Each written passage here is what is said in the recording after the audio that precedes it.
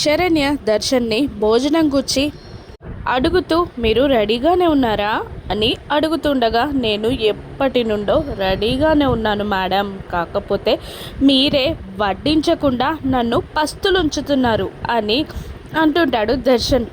అవ్వా, రోజు మీకు రుచిగా వండి పెడుతున్నాను కదండి అని శరణ్య అంటూ ఉంటుంది. అప్పుడు దర్శన్, డైనింగ్ మ్యాటర్ కాదండి మేడం గారు, భార్యాభర్తల రొమాంటిక్ టైం టేబుల్ గురించి నేను చెప్పేది అని అనగానే, అవ్వా మీరేం మాట్లాడుతున్నారండి, ఇంత సిగ్గు లేకుండా రెడీ అయ్యారేంటి, నేను బ్లాంకెట్ మడత పెట్టొస్తాను మీరు వెళ్ళండి అనగానే, సరే అలాగే తొందరగా వచ్చాయి అని అంటూ దర్శన్ కిందికి వెళ్ళిపోతాడు. డోర్ దగ్గరే నిలబడి ఇదంతా విన్న సౌమ్య, నువ్వు మడత పెట్టుకోవే, బ్లాంకెట్ మడత పెట్టుకో, నేను మీ ఆయన్ని మడత పెట్టే పనిలో ఉంటా అని అనుకుంటూ ఆ రూమ్ డోర్ క్లోజ్ చేసి గొల్లెం పెట్టేసి కిందికి వెళ్ళిపోతుంది సౌమ్య. అక్కడ డైనింగ్ టేబుల్ పైన ఆనంద్, దర్శన్, లీలా, రోహిత్ అందరూ ఉంటారు.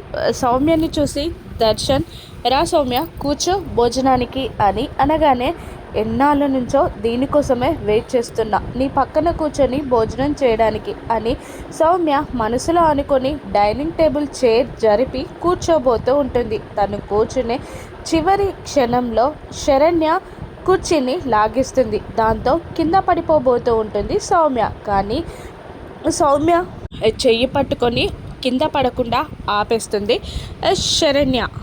సౌమ్య కింద పడిపోబోతుందని అందరూ షాకింగ్గా చూస్తూ ఉండగా శరణ్య కాపాడడంతో అందరూ శరణ్య వైపు చూస్తారు. శరణ్య కోపంగా చూస్తూ ఉంటుంది సౌమ్యని. సౌమ్య ఇది రూమ్ నుండి ఎలా బయటికి వచ్చిందా అని శరణ్యని షాకింగ్గా చూస్తూ ఉంటుంది.